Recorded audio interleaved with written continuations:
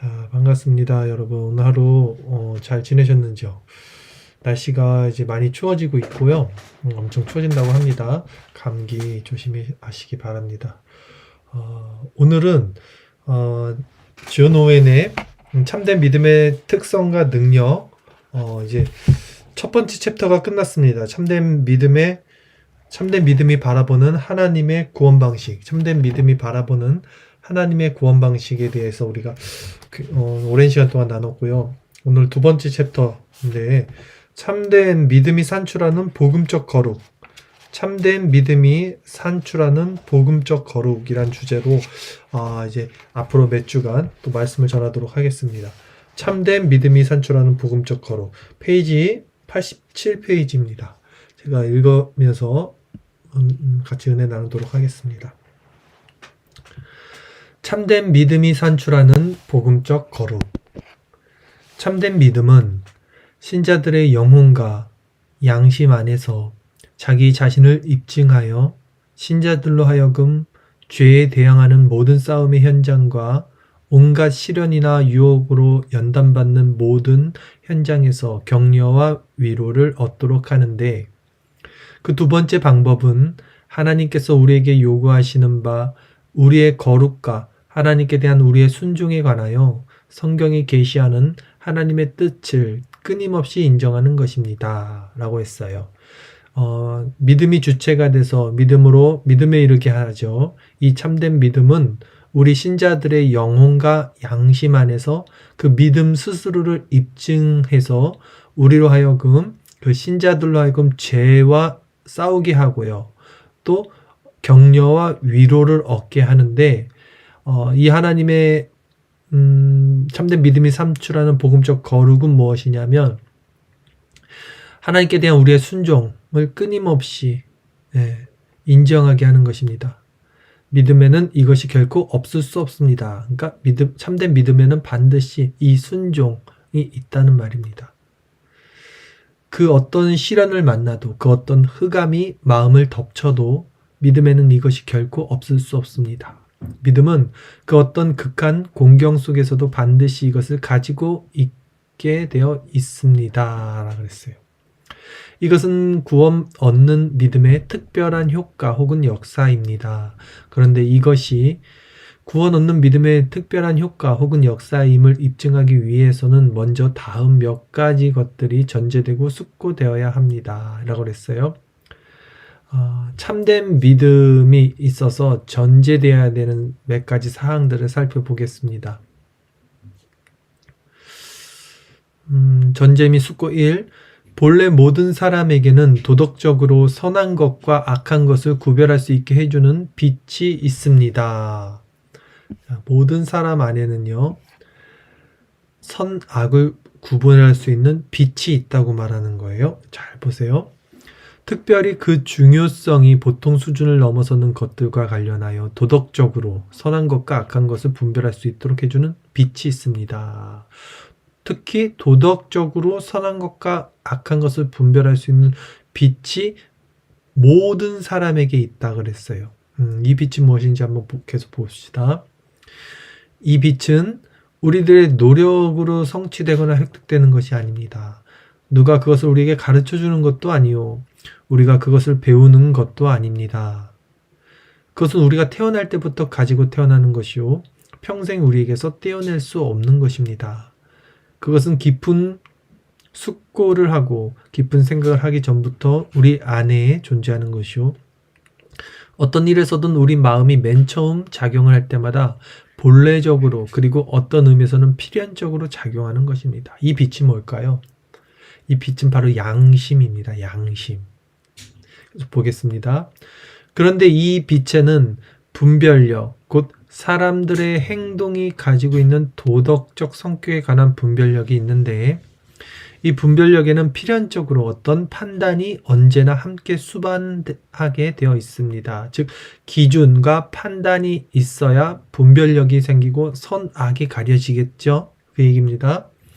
그것은 어떤 판단인가 하면, 도덕적으로 선한 것이든 도덕적으로 악한 것이든 자기 자신이 행한 모든 일과 관련하여 자기 자신에 관해 스스로 내리는 판단입니다. 스스로 내리는 판단이 양심인 거예요. 스스로 내 마음 가운데 있는 그 판단. 또 똑같은 일에 대한 하나님의 더 우월한 판단과 관련하여 자기 자신에 관해 스스로 내리는 판단입니다. 하나님이 내리는 판단이 있고 우리 자신이 스스로 내리는 판단이 있다는 거죠. 그리고 우리 자신 스스로 내리는 판단이 본래 모든 사람 안에 있는 도덕적인 법이고 이것이 양심이라는 것입니다.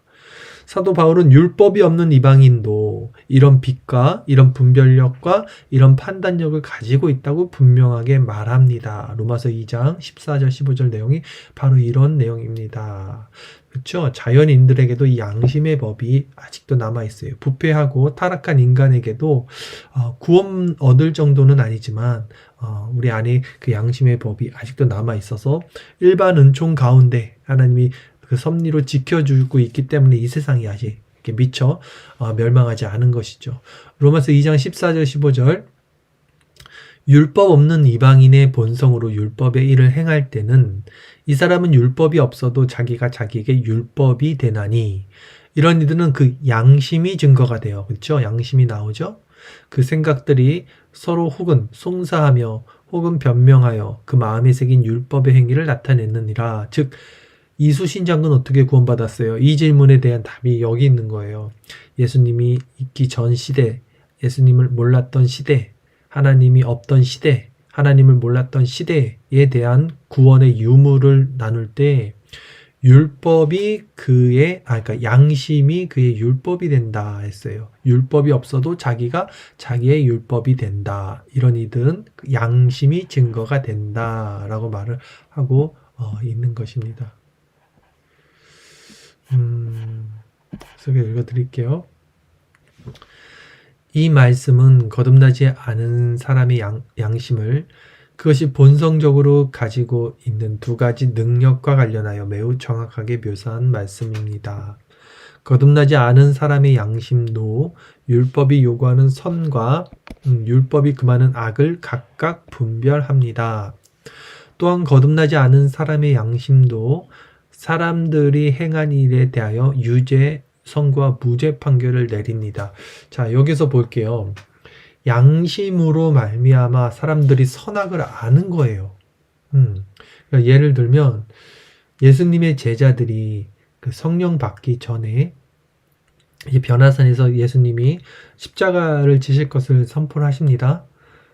그리고 나와서 제자들에게도 이제 나는 이제 십자가에서 죽을 것이다 라는 말을 했는데 그때 제자들이 그 말을 알아듣질 못해요. 십자가에서 죽는다는 말씀 알아듣지도 못하고 그것을 묻기도 두려워했다 그랬어요. 그런데 그 직후 제자들이 어떤 행동을 하냐면 누가 큰 자냐 하고 서로 논쟁하고 싸웁니다.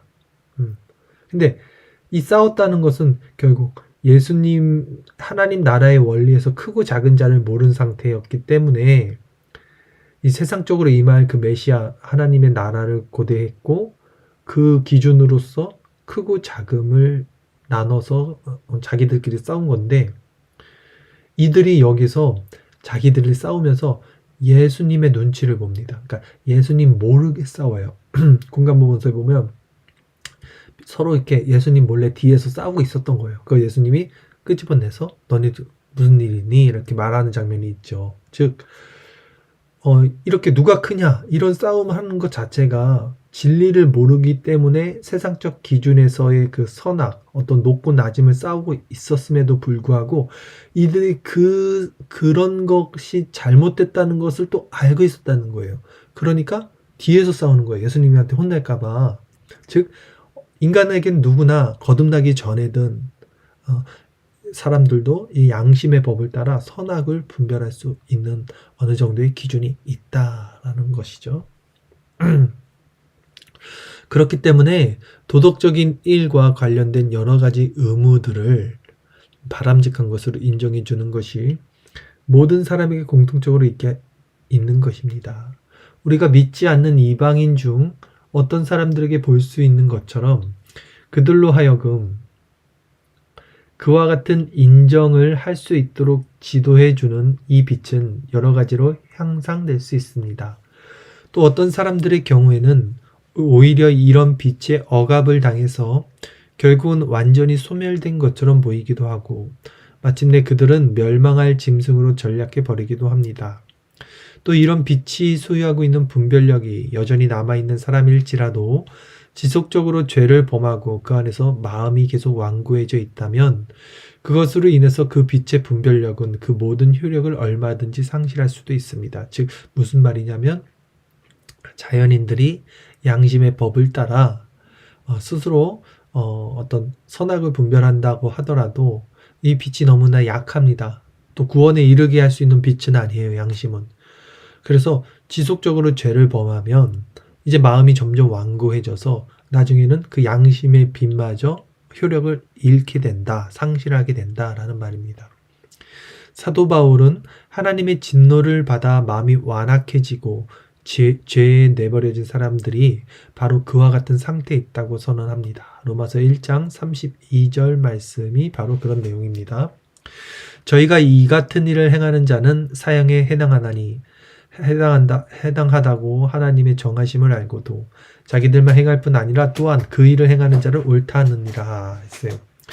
양심에 화인받은 자들은 악한 일을 행하고 남들도 다 망하게 만들죠. 자기들과 똑같이. 이런 사람들은 무엇이 사악한 것이고 무엇이 죄인지를 분별하고 있으며 그 같은 일을 행하는 자에 대한 하나님의 심판이 무엇인지도 잘 알고 있습니다. 양심이 있기 때문에. 그러나 죄를 사랑하는 마음과 죄를 범하는 데 익숙해진 습성이 그들을 너무나 강력하게 지배하고 있기 때문에 결국 그들은 자기 자신들이 가지고 있는 빛과 하나님의 심판을 모두 멸시한 채 양심의 빛이죠. 그것을 멸시한 채 자신들에게 전혀 이롭지 못한 것들을 즐거워하게 됩니다. 오늘날 이 세상은 이런 사람들로 가득 차 있다는 거예요. 양심이 있어서 선악의 분별을 하고 있으면서도 너무나 익숙해진 습성, 죄를 사랑하고 죄를 범하는 데 익숙해진 습성이 그들을 너무나 강력하게 지배하고 있다는 거예요.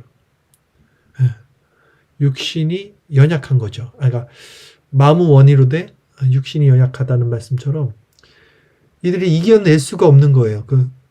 그 선한 상태를 만들어낼 수가 없는 겁니다. 에베소서 4장 19절 말씀을 보십시오. 사도 바울은 이런 사람들을 다음과 같이 설명을 합니다. 저희가 감각 없는 자 되어 즉 죄를 전혀 깨달지 못하는 자 되어 자신을 방탕에 방임하여 모든 더러운 것을 욕심으로 행하되 그러니까 죄가 죄를 더하고 그 뱀이 따리를 틀면 제어가 안 되듯 우리가 죄를 조심해야 되는 게 마약도 마찬가지잖아요. 한 번 하면 그걸 벗어날 수가 없다고 하잖아요. 죄도 작은 죄를 범하면 거기서 멈추질 않습니다. 계속 죄가 눈덩이처럼 불어나죠. 그래서 나중에는 죄를 깨닫지 못하는 양심에 화인 맞은 상태가 되면 걷잡을 수가 없기 때문에 죄는 항상 아주 우리가 꺼진 불도 다시 부자 것처럼 악은 어떤 모양이도 버리는 것 이런 마음이 굉장히 중요합니다. 이처럼 본성적인 빛으로 하나님의 뜻에 일치하거나 선한 것을 인정하는 일은 이 책에서 우리가 알고자 하는 바 하나님께서 우리에게 요구하시는 순종에 대한 끊임없는 인정이 결코 아닙니다. 본성적인 빛으로 하나님의 뜻에 일치하거나 선한 것을 인정하는 일은 심지어 사람들 중에서도 가장 사악한 사람들도 어느 정도 행하는 일입니다. 더욱이 그와 같은 일은 지금 우리가 논하고 있는 믿음의 의무와는 전혀 무관합니다. 이 점은 바로 다음에 말씀드리는 것을 통해 즉시 드러날 것입니다. 지금 우리가 양심의 법을 말하고 자연인들에게도 선악을 분별한다고 말했지만 이거 아무 의미 없다. 아무 소용 없다. 라는 말입니다. 진짜 중요한 거는 이제부터 나옵니다. 전제 및 숙고 두 번째. 본성적인 빛으로 얻게 되는 선과 악에 대한 지식보다 이 본성적인 빛이 양심의 빛입니다. 더 심오한 지식, 곧 선과 악에 대한 더 심오한 지식이 있는데 이 지식이 바로 율법을 통해 얻게 되는 지식이에요. 양심 위에 율법이라고 보시면 돼요. 여기에도 유죄 판결을 내리는 무죄 판결을 내리는 판단이 언제나 함께 있습니다. 이는 사람들에게 있는 양심과 동일하게 율법도 사람들을 판단할 수 있는 능력과 권위를 가지고 있기 때문입니다. 물론 율법이 가지고 있는 이 같은 판단 능력과 권위는 하나님 자신의 권위입니다. 율법은, 왜냐하면 율법이라는 것이 하나님의 법이죠. 율법은 죄인들에게 마치 선악을 알게 하는 나무와 같습니다. 율법은 죄인들의 눈을 열어 그들로 하여금 자신들이 행한 일들의 본질을 보도록 만듭니다. 그래서 사도 바울은 율법을 가리켜 다음과 같이 말한 것입니다.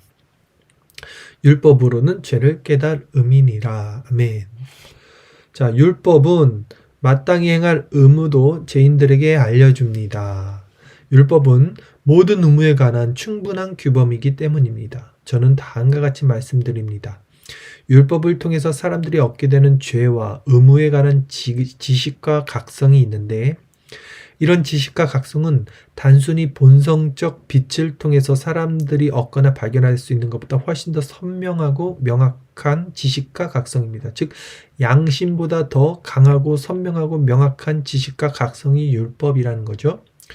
이는 사람들에게 본성적 훨씬 더 선명하고 명확한 지식과 각성입니다.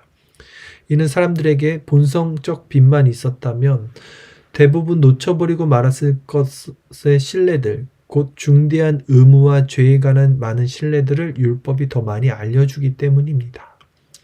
또한 율법은 본성적 빛이 혼자 할 수 있는 것보다 훨씬 더 선명하게 모든 죄와 의무의 본질을 밝혀 보여주기 때문입니다.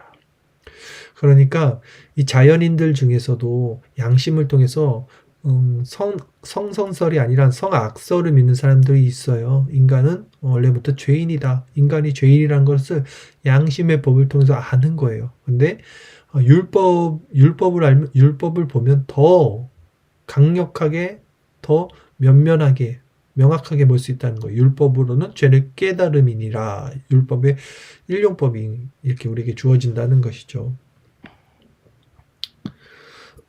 이처럼 율법을 통해서 사람들에게 주어지는 바 선과 악에 대한 지식도 사람들의 마음 속에서 크게 향상되며 사람들로 하여금 알려진 모든 의무를 이행하도록 만들 수 있고, 알려진 모든 죄를 피하도록 만들 수도 있으며, 그 모든 것들에 대한 판단력을 가지고 행하도록 압박할 수도 있습니다. 자, 여기도 잘 보셔야 됩니다. 이게 지금 여기 속한 케이스들이 분명히 있어요. 율법을 통해서 선을 따라 행하고 악을 피하게 하고 어떤 그런 모든 것들의 판단력을 가지고 행하도록 순종하는 상태가 있어요. 하지만 이것은 참된 믿음이 산출하는 바 거룩과 순종에 관한 하나님의 뜻을 끊임없이 인정하는 것이 아니라는 거예요, 여러분.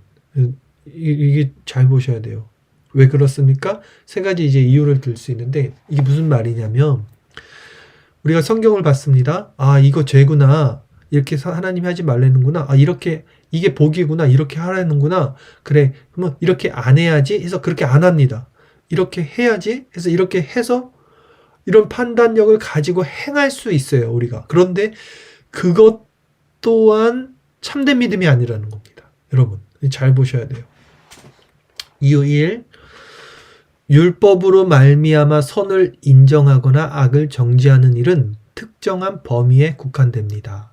즉, 상황이 요구하는 것에 따라 특정한 의무와 특정한 죄에 국한되어 이루어진다는 것이, 율법이 말하는 딱 그 지점에서 국한되는 거잖아요. 죄가 율법으로 말미암아 선을 인정하거나 악을 정지하는 일은 모든 율법에 절대적으로 적용되지도 않으며 율법의 모든 요구에 보편적으로 적용되지도 않습니다.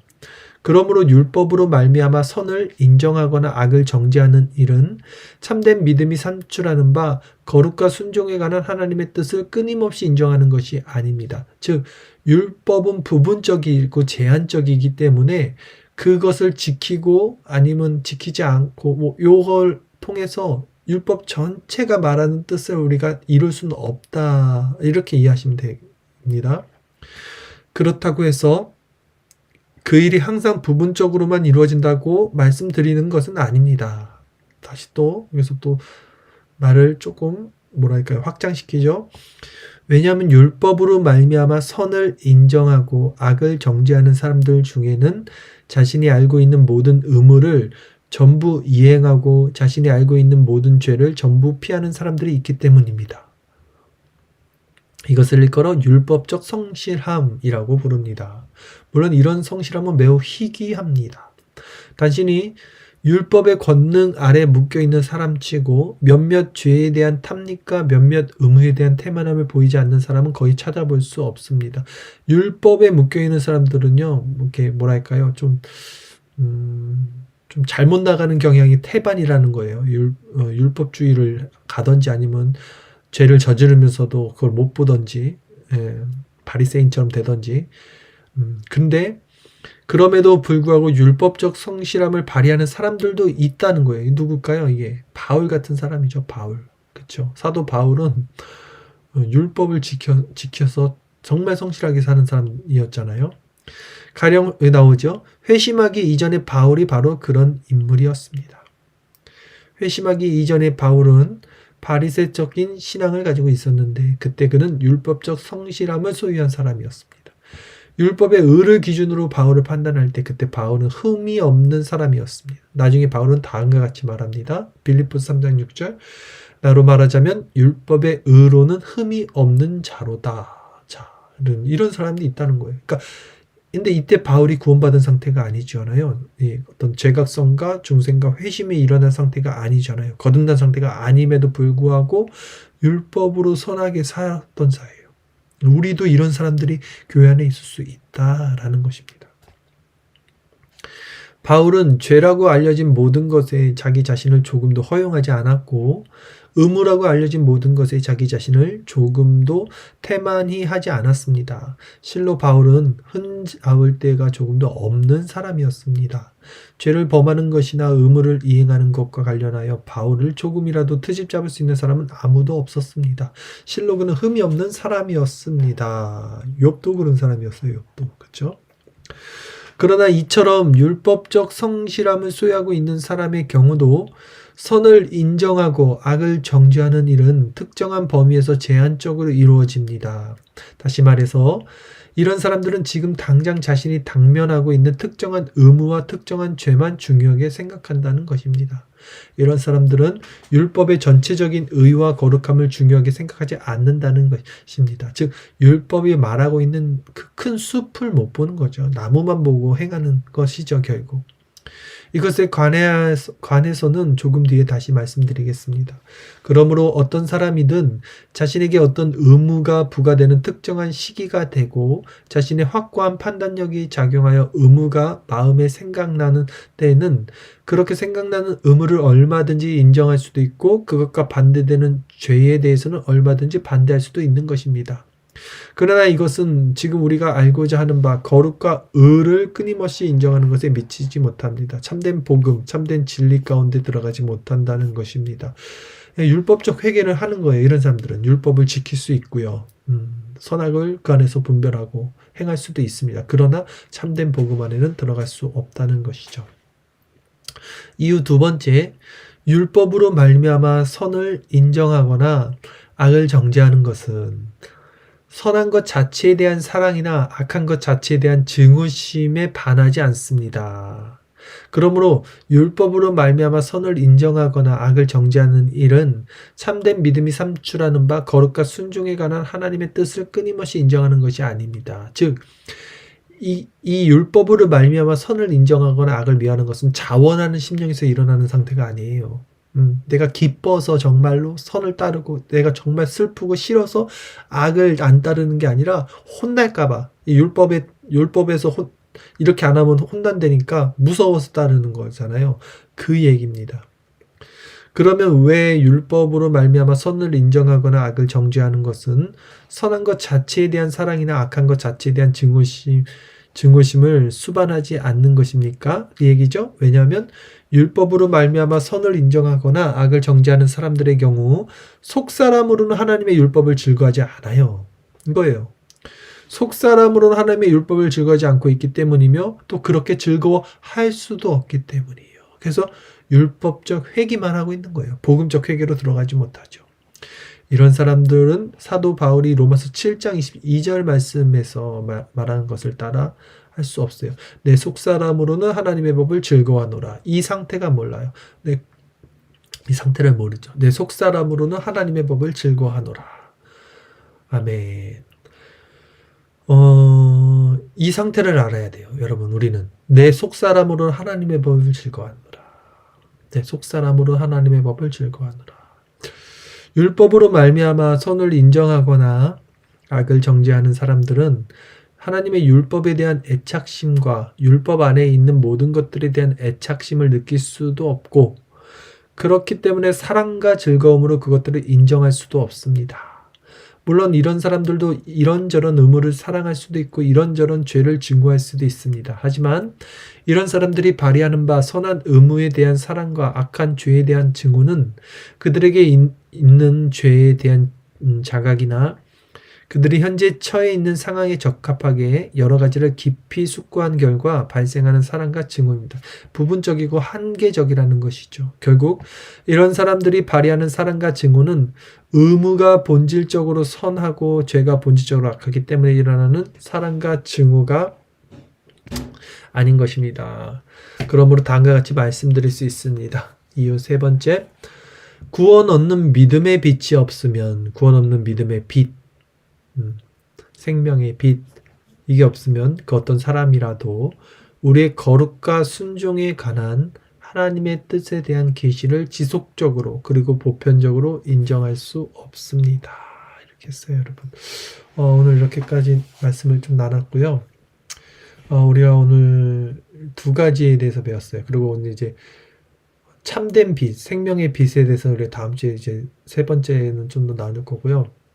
선악을 분별하는 데 있어서 자연인들도 양심으로서 분별할 수 있다는 사실을 우리가 배웠고요. 그 양심보다 더 높은 수준의 법이 율법이었음을 또 배울 수 있었습니다. 그리고 그 율법을 통해서 선악을 또 분별하고 선을 따라 행하고 악을 또 미워할 수 있는 그런 상태일지라도 참된 믿음이 아닐 수 있다. 여기까지 배웠어요. 사도 바울, 그러니까 바울이 되기 전에 사울일 때의 예를 들어서 우리가 살펴봤습니다. 그러므로 참된 우리가 믿음을 갖기 위해서는 그 빛의 조명을 받아야 하는데, 그래서 그 빛의 조명을 받은 우리 심령 가운데는 겸비된 낮아진 심령이 일어날 수밖에 없습니다. 그리고 이것은 은혜고 선물임을 이 밤에도 고백을 드립니다. 이 세 번째에 대해서는 우리가 다음 주에 좀 더 이어서 말씀을 나누고요. 이 존 오웬의 책은 정말 너무나 좋습니다. 다시 한번 말씀드리지만 뺄 단어가 없어요. 너무나 깊고 명료하고 좋습니다. 오늘 우리 나눴던 말씀을 통해서 우리 자신의 힘으로는 아무것도 할 수 없음을 다시 한번 고백하고 낮아진 마음으로 그리스도를 바라보고 참된 그리스도 안의 기쁨을 회복하고 하나님께서 그 은혜를 허락하는 이 저녁이 됐으면 좋겠습니다.